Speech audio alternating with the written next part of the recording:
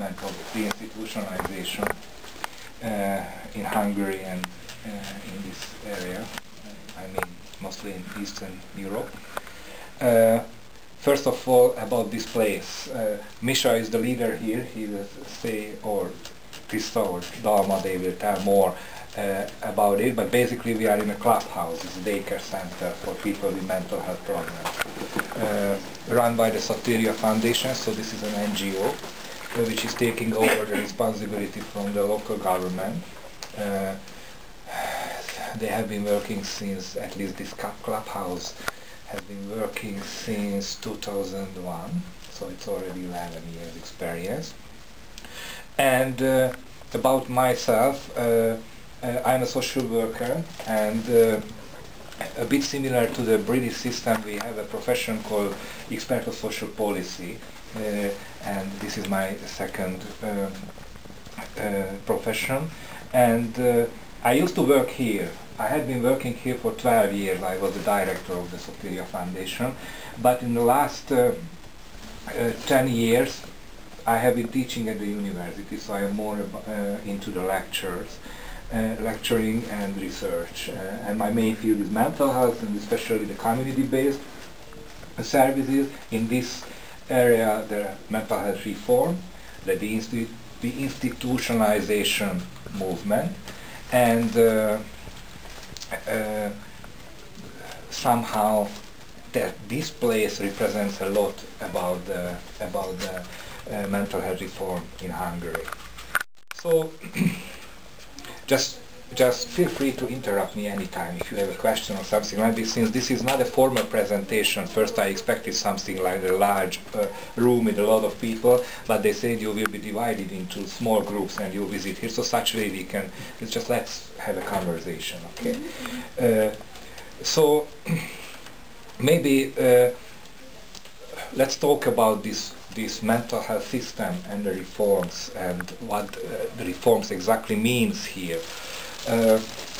I guess due to some historical aspects, and of course this is a worldwide phenomenon, that mental health system everywhere, all over the world, used to be so-called institutional based, which means people with mental health problems, usually disturbed or disturbing people of the community, were excluded from the society and closed to large institutions. Doesn't matter where we go in the developed area of the world. In the United States you can find the same type of solution, in Western Europe, or even in Asia, or on the other continents. But it seems, of course, pretty much related to this communist past. Not only because even before the Second World War, or in the 19th century, we had this phenomena closing people to large institutions, to mental health hospitals. But to be honest, it was not that strong. Partly due to the, how to say, the situation of the country, I mean the economical situation. Hungary was never a rich country like the United Kingdom or something like that. So in fact we didn't have money for large institutions. So if I imagine the 19th century circumstances, mostly these people were abandoned, which means not treated in the community, not supported in the community, but nobody cared.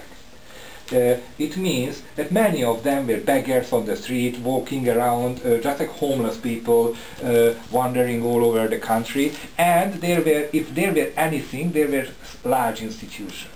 But in the past of Hungary, there is a very interesting phenomena that between the two world wars, in the 30s, 20s, half of the population of people with mental health problems were living in the community in a so-called mental health settlements or something like that, which actually very similar to the system which I read from the 80s from the United States, called the surrogate parents model. There was this empty nest model, that there are these middle class families having large family house, the kids are out, and they were capable to take care of some young people who were suffering from mental health problems like schizophrenia, etc., with the supervision of the professional staff in that area. something very similar existed in Hungary between the two world wars. Those people who got any kind of treatment or services or help, half of them were living in such a place. The other half were institutionalized in large mental health hospitals. Let's say this was quite impressive and progressive practice of that time. Unfortunately, during the Second World War, a lot of people have died, among them also, among disabled people, people with mental health problems. And a new ideology from the 50s was clearly against this community-based initiative. The ideology was that the system of socialism is such a rightful system, such a great system, that such kind of phenomena as mental health problems, people don't get crazy in such a phenomenal world. So in some of the speeches in the early 50s, the Minister of Health, she claimed that in a capitalist system, these problems, any which she considered deviant phenomena, will be more and more burden and trouble for those societies, while in the Soviet Union and Hungary and all of the socialist countries, we will experience these problems to be disappearance or disabilities. But following the ideology, they had to make them disappearing, being invisible. This was the basic concept. Let's make these people away. Not only people with mental health problems. For example, the minorities like Gypsies or Romas, there were rules that the settlers for Romas has to be with a certain distance from the highways, from the large cities. It was the same rule for their institutions.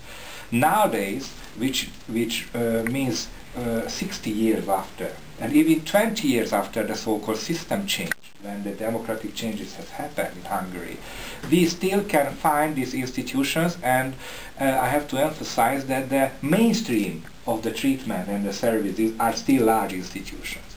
More than 24,000 people are living in large institutions in Hungary, 16,000 people, disabled people, and about 8,000 with mental health problems.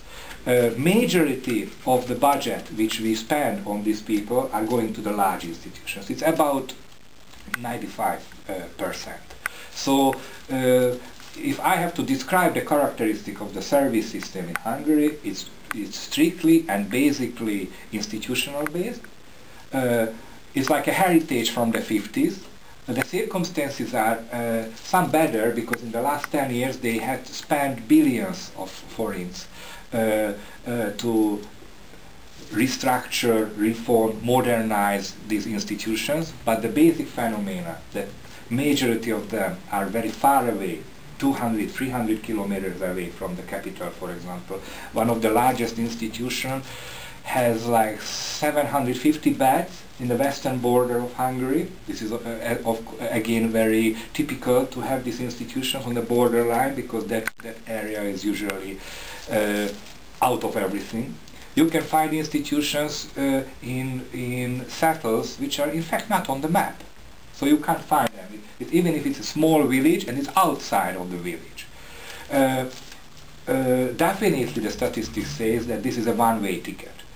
As soon as you get to this institution and you have to move, and usually don't people choose this, they are under guardianship or they have very little influence on their own life, so they are sent to these institutions. And I have been working in this field for more than 20 years, and I guess I saw only 1 or 2 people who came back.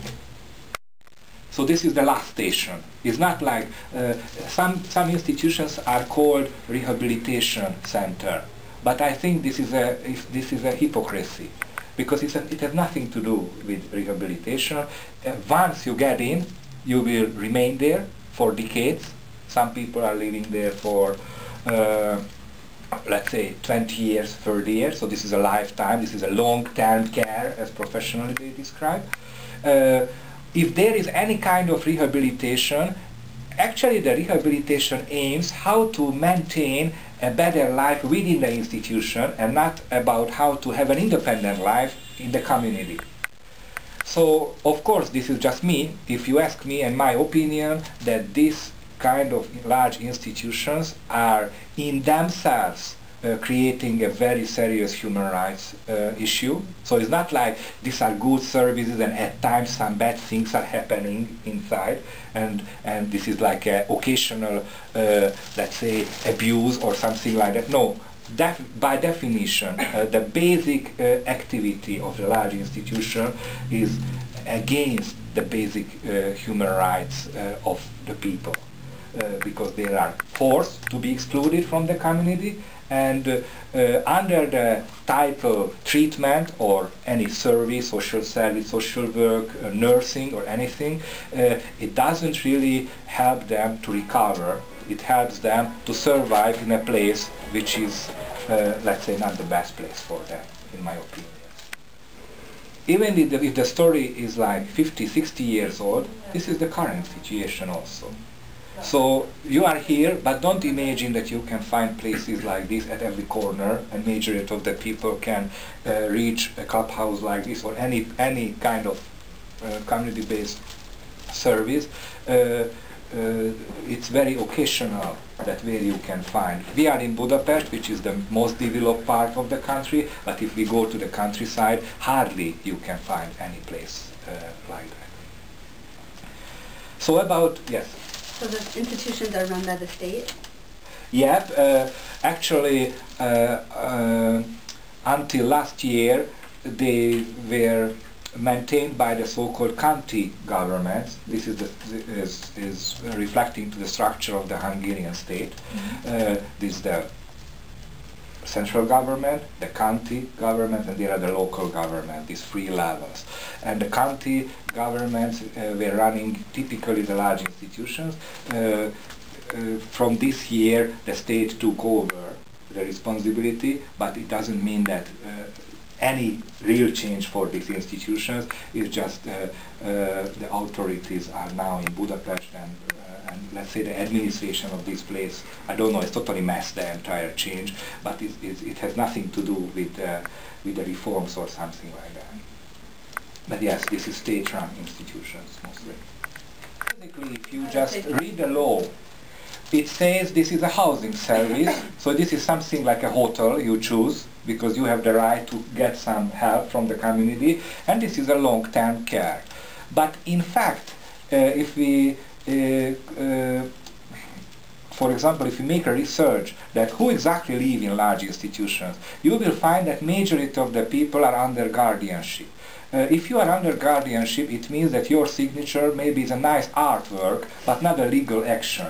You can't even sign up for a library, because it doesn't matter what you want, what you sign, you can't contract with anyone. So the family is a big issue here. It's very typical to play out the family member because they are sisters and brothers, and one of them is suffering from mental health problems, and they have this house of the parents and who will live in that, and very interestingly, it's very rare that the guy who is affected in mental health problems will stay there. One of the solutions, in the name of help, they will be transferred to the large institution. To me, it's very sad that in the name of help, we are maintaining a lot of measurements which are totally against of any basic principle of help. One is like the guardianship to me. The guardianship is supposed to be, everyone would be happy to have a guard. Because to me a guard is like I have a local Batman who is taking care of me. If I am in a trouble, he will fly there, help me out, he will raise his voice for me or fight for me, defending me. This is the basic concept of guardianship. But I don't think that this is exactly what is happening with these people. They totally, somehow it turned to the opposite. Very interesting that in English the old-fashioned word asylum, originally this is a positive term, right? It's like if you are in trouble, you have to escape to somewhere, and an asylum is a place which will take care of you, which will defend you. But nowadays, if I just pronounce it and express asylum, everybody thinks of this large mental health institution, which is another place I would like to be there. I don't think of it like, oh my God, if I will be in trouble, at least there are these asylums and I can escape there, right? So very interesting that the original meaning of these words turned to the upside down, and this is the opposite meaning nowadays. The other measurement is the placement to these large institutions. This is not a help to me. So I am sentenced, in my understanding, to live in a place like this. I am a citizen of Budapest, let's say, and someone say, let's move to Szentgotthard because we can't manage your housing anymore. Szentgotthard is 250 kilometers away from Budapest, and the institution is run by the Budapest government. I always raise the question that, excuse me, 20 years after the system change, what Budapest has to do with Szentgotthard? Which metro station is that? Because it doesn't belong to the capital at all. It's very obvious that this is a sort of deportation. Statistically, you can calculate that the population of Budapest is missing at least 5,000 people with intellectual disabilities, because statistically you may say that this is normally everywhere the same amount of people, because genetically and etc. This is the normal. But Budapest has a typical certain policy to get rid of these people, and the tool and the equipment they have, these large institutions, to transfer these people, and this is the word usually they use, to transfer these people to the countryside somewhere. Such way, Budapest will be a happy, shiny city without any troublesome people, which is a very bad ideology. And I understand that this was the policy 50, 60 years ago, which is a pity. But I don't understand that we call ourselves a democratic society with a lot of values, and we keep continuing this kind. So I have to tell that in the field of mental health and disability issues, there were no reforms or system change at all. We keep doing what we have done 50 years ago. The institutions look a bit better.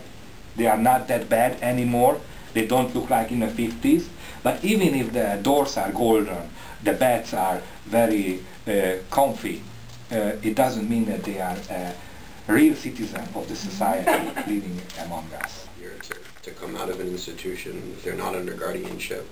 Because in the United States, if somebody voluntarily admits themselves to a mental institution, a mental hospital, there's then an appeal process where, like, at the point in which they'll agree with their doctors to try and leave, and there's this whole, if it's in a shorter time than they agreed on in the beginning, then you go to court, or you don't go to court, or there's a 3-day hold where they'll assess you. Yeah. Is there anything like that? Yeah. This is a very interesting issue because, of course, formally there is a process. Even formally you have rights. If you want to get out or if you want to get in, that you will be assessed, and there will be a formal process about your health conditions, your social conditions. But in fact, for example, the experience here, we have a so-called case management service. In Hungary we don't call it case management. It's a bit misleading concept, because if I say case management in the United States, it means a very sophisticated, well-built, community-based service. Here the case management means 3 persons, one with higher education, let's say the social worker, and 2 caregivers, and this is the case management. It has nothing to do with the case management in the United States, which is like the assertive community treatment model, which is a night and day center with a lot of professionals and creating a real network around the people. But anyway, let's say this is the Eastern European version of the case management, and the practice looks like usually case managers have a lot of meetings and encounters with other professionals in the area. And our experience from the very beginning that unfortunately the entire service system is serving this process how to dismiss these people. I mean, if you ask a professional, even a social worker or someone from the child protection or someone from the outpatient mental health service, the basic attitude is that the help means that, oh, this guy is in a trouble in this community, let's fulfill the papers and let's send him to some large institution. What a great help we provided. And somehow we had to intervene in a way, raising the question, look, why you consider yourself a community-based service if everyone, the doctor, the mental health nurse, the social worker, the local government authorities, everyone is serving this one-way process to send people to the large institutions, to sentence people to be under guardianship, and they are convinced that what they are doing is a help. But my opinion is that if someone is under guardianship, someone is getting the disability pension, which means you are cut from the labor market, and you are sent to the large institution, this sort of help will cut you finally, ultimately, from the community. So let's try to find out something to do instead of this. So even if there is a process, it's very sad that majority of the stakeholders are supporting these free ways. If you want to get out, mostly you can't rely on professionals working in the system. Basically, and thank God, there are quite active human rights organizations or advocacy organizations, user groups who are representing you legally, but the official system and the official legal process doesn't really help you to get out of large institutions. So one of the key elements of the reform is that you have to change the basic attitude of the professionals. If the majority of the professionals are supporting the institutional-based service system, doesn't matter what kind of legislation you have, doesn't matter what kind of international treaties you have signed, what is going to happen in the country, what is in the mind of the majority of the stakeholders.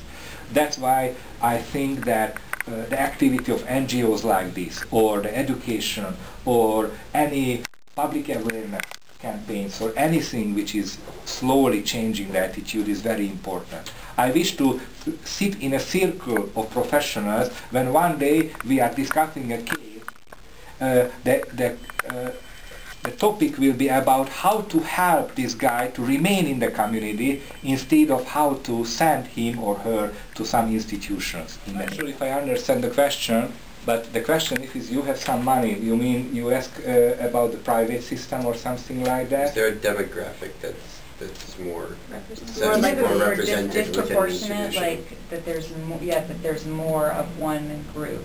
Ah, I see. Yes, of course. Those who are in institutions are the most powerless people of the community, which means they are affected in poverty. Of course, if you have good existence in the community, mostly families can solve the problem. But the case is, unfortunately, especially due to this kind of help, if you have mental health problems, it's almost sure that you will be poor, very low income. You will be cut from the labor market, and after a while, so let's say after the first psychotic episode, a few years, like within 10 years, most of your friends, all your community, all your supporting environment will be disappearing around you. So these people are mostly very lonely. If they have to live in their families, usually it is the disaster for the family also, because someone has to stay home to take care, which existentially nobody can afford.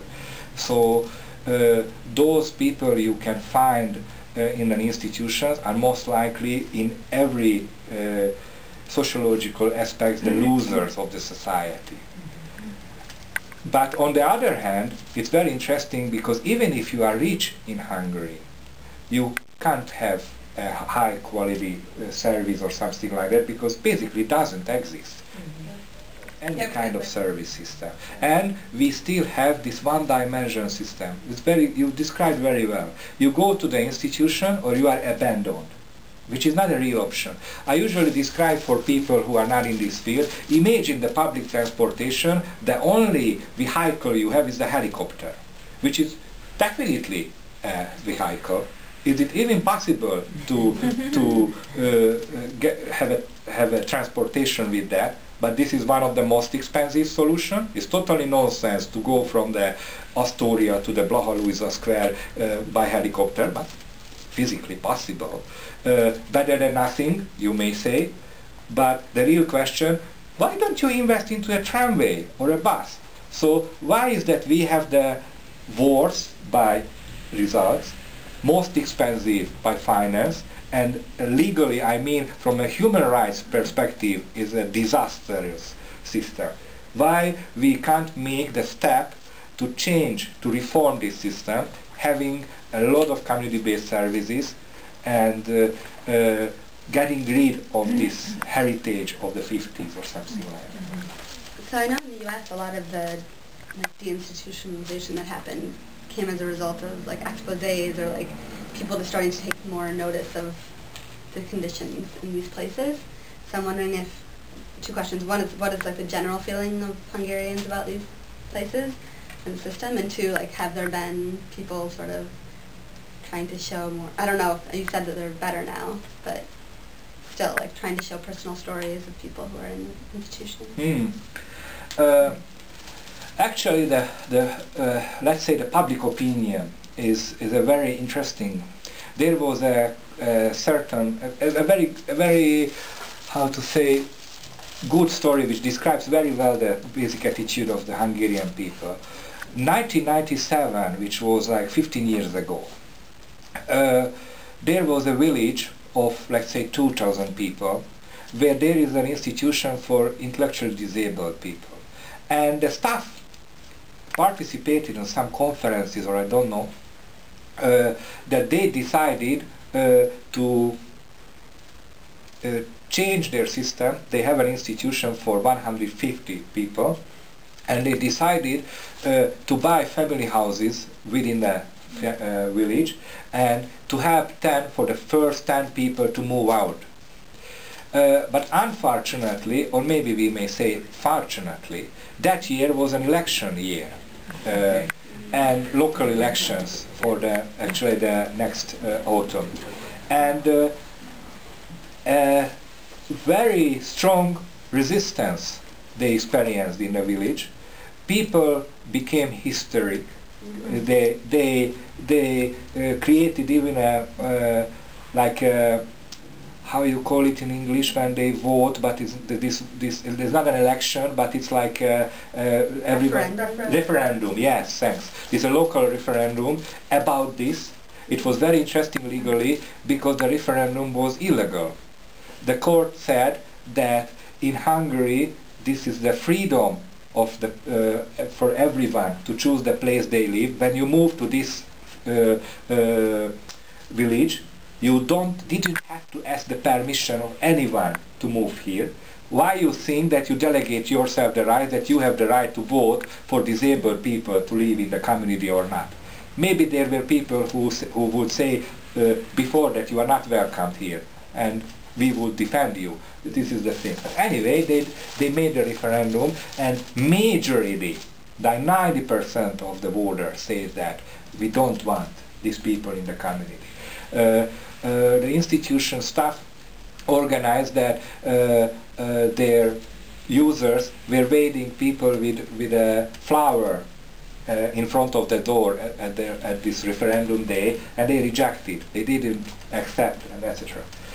Anyway, in spite of the results, they moved out with 10 people. And actually, within a few months, the attitude of the village totally turned into a supportive attitude. Because what has happened, that even if this institution was like 50 years or something like that, it was in the village. But I wouldn't say it was the real integrated part of the village. They had only fantasy about what is going on inside and what kind of people are inside.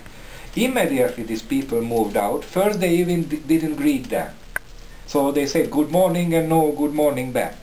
But step by step, when, you know, if you are in the community, you can't avoid encounters. which is very important here. The real clue, the integration, is the encounters. By the way, I am very curious what will happen with Hungary if, for example, the immigration will be relevant here.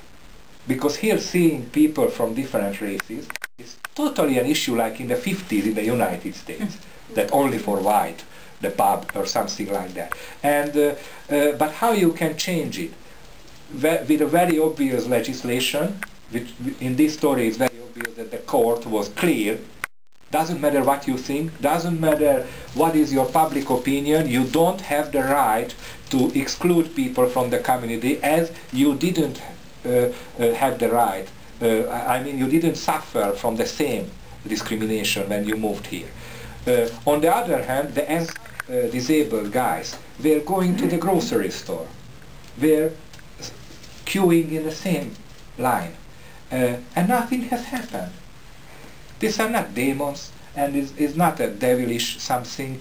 They live like anyone else, and you know there are always these gossiping old women in every village, and of course the news about that. What kind of people they really are, it was faster than a Facebook like in a village like that. So really they reported that within a few months the entire village became supportive. And now, 15 years after, they already have like 3 group homes, which works perfectly. So I think the public opinion is terrible. If at the moment you read the like articles on the online news and there is possible to comment them, if you read the comment you feel like to cry. Because it's terrible. They say that these people should die, it's better for everyone, and it's really so sad to read that.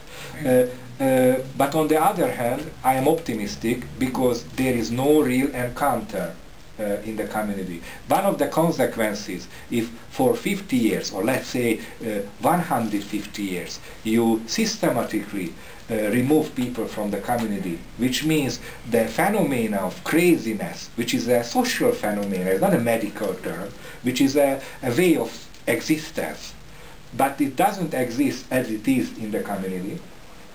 All you have is the fantasy and watching the movies about what crazy means. It means that you fantasize about something which has nothing to do with the real phenomena. So what we have to do, and this is the basic element of the reform, that you have to create real encounters within the community. And then everything will work. I wouldn't say that it's without any conflict. In the United States, the very first group homes were burned by the neighborhood. There were demonstrations that you are challenging the value of my real estate, or something like that, but there was a counter demonstration, for example, the parents and the users. Why you think we don't have the same rights as you? And this is the way a society is elaborating an issue. And I guess that's what we are going to experience, because the good part of the story, that the fact that we have joined the European Union in 2004, there are so-called structural funds, which means a huge money is coming to the country, and one of the explicit programs is promoting and supporting community-based services, which is financed by the European Union, which is very good because the transition costs of the reforms are very expensive. So the deal is the European Union is ready to finance the transition, and the expectation, change your system, instead of large institution, start to maintain from the same money as you have, the community-based services. We are at the beginning of the process. I have to tell you there is a lot of resistance. There's a song about recovery, which is like a model, which is like a concept, which is, let's say this is a, I always call it is a hype, but I hope with a content. And the recovery to me represents something which is totally changing this medical approach of mental health. I don't mean that mental health problems are not real problems. I don't mean that it is not a real crisis. But actually the recovery concept comes not from professionals. This is an original concept coming from the user movement, and I think this is very important. Users have a certain message toward us, toward professionals, and the message is, thank you guys, at least in developed countries. Thank you for stopping these very abusing activities like doing stuff like that. But still, there is a huge problem with the status you provide us in the name of mental health system. And I think from a sociological point of view, this is a real issue. The identity. If you are having mental health problems, which means your status in the society will be like a mentally ill person, long-term mentally ill, which is a status. It's not just like not just a diagnosis, but it's a complex status, which means every action of yours in the future will be related to this status. If you have a paper about being schizophrenic, if you are angry, you are the angry schizophrenic, and being angry is one of the characteristics of schizophrenic people. Doesn't matter that all of us get angry. Yes, but I think this is very important. This is even more threatening than the basic problem and the basic phenomena of schizophrenia, which is an existing phenomena. But the message is that there are some social sciences like cultural anthropology, very interesting, because they deal with a non-industrial society. For example, in some tribes, the understanding and the public image and the phenomena of craziness is totally different with a better outcome than the developed one. Because if you are considered as someone who is obsessed, for example, by demons, let's say the demons are jealous of you, it's temporary. Because maybe you can do something to get rid of this. And maybe it is the other, which is very important, this is not you, the demons are acting here. But when you say schizophrenic, you know that John who is schizophrenic, the entire personality of him will be touched by this. And it's not, and one of the I think very misleading message of the medical system is that this is a long-lasting, everlasting problem. So being schizophrenic means you are schizophrenic and not you are having a problem now which maybe you can manage or maintain. I don't say that the phenomenon doesn't exist, but the context, the social context and the social roles, for example, we are providing. So the recovery model says that let's get rid of this status, let's create new identity, and to me, from a point of view of social sciences, this is a totally postmodern terminology and phenomena. Because giving the opportunity to people define yourself, and you define yourself, even you have the opportunity, like every day you can redefine yourself. It's like teenagers, maybe in your countries also you can experience that high school students that one day they are like the thrash metal fans. The other day they will go to the dancing club and being a sexy little girl. And the next week, totally different. But the freedom, you can choose. You are not forced to have one single identity, and of course it takes a while, you find yourself. But if you don't have the opportunity to build yourself and to create an identity for yourself, for example, you are forced to have the title of mentally ill, this is disastrous. And not the problem is disastrous, but this context which is provided for you. So to me the main message of the recovery model, that I am doing here something, I build myself, and your role as professional is that you can help me to reach my own goals, if I have a goal that to reach a certain quality of life, creating a situation around myself about the housing, about with whom I would like to live, what values I have, and what I consider as a life for myself. Your duty is to serve me to reach these goals. And your duty is not to define me, making decisions instead of me, in the name of professional knowledge or anything you have, taking over the responsibility over my life. Yes, I am vulnerable, I am sensitive, yes, I have problems. But the only circumstances I need a professional is that I manage and I control the situation, and you are serving me. In this term, let's say a social worker or psychiatrist in the life of the users doesn't have to be any different from a pizza guy. I need a pizza, I call. If I don't like the pizza, you go away. And I call another service. It's not like you gave me the diagnosis and you consider that I'm not able to decide about myself, to control myself. So to me, this is the basic principle of the reform. And hopefully, I always expect that services like this, the community-based services, mean not only geographical changes, let's get back to the city, let's get back to the community, but the basic changes of the attitudes and the values and the role of the professionals, and within the system the role of the users also. And I sort of like this term user, but in a way it's a bit misleading because it a bit refers to the drug user or something like that in the everyday slang. But they also, at times they say consumers or customers, client. A client like the hairdresser client or the lawyer client, which means this is a marketized position. Do you know the movement of independent living from Berkeley University?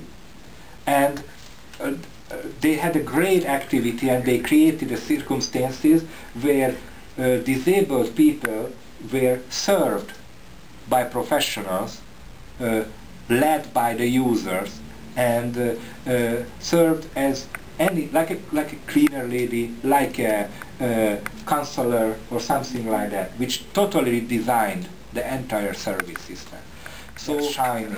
At times I experience, and we will start a research from autumn at the university about the real characteristic of community-based services.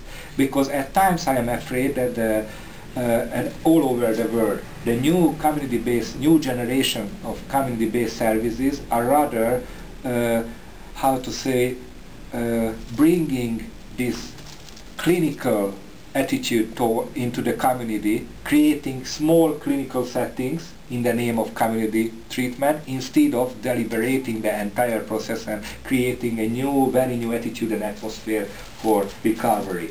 I guess the story nowadays is how to listen relevantly to the voice of the users, as a metaphor and in fact also. Because if behind we don't take them serious, we don't think that they are someone who can control their life, if this non-ability is the main word which is written in our head, we will just create clinical settings again, and we will do the same. Maybe it will be nicer, smaller, maybe it will be already in the community, but we deliver the same circumstances to the community in the name of community-based services. To me, it's a bit like the evolution of word, like that, in the American culture you use very often this politically correct, right? And if we go back to the 50s, and it was a common term to say to black people and nigger and all of these very bad words, right? And the politically correct word had an evolution. If I am right, nowadays the correct expression is American African, right? In the newspaper. African. So can you see the revolution that you can create that change? At times even the black was okay, and then I don't know, maybe you have plenty of words. Black is still okay. It's still okay. It's still okay. There's also this idea of taking back words. I see. So like, they use it. No. Alternative lifestyles, because I guess this traditional 8 hours a day worker lifestyle, it doesn't fit a lot of vulnerable people. But there are poets, there are copywriters or voiceover artists who are having a job, something which is much more free. But nowadays this is a geek phenomenon. How we can transfer it to the social circle of people with mental health problems? how we can make, for example, the labor market more flexible to activities which is inclusive and provides opportunity for people who are very sensitive. I mean, can't fit this very rigid 19th century concept of work, like I have the morning shift, I have the afternoon shift and the night shift. Which poetry works like this? And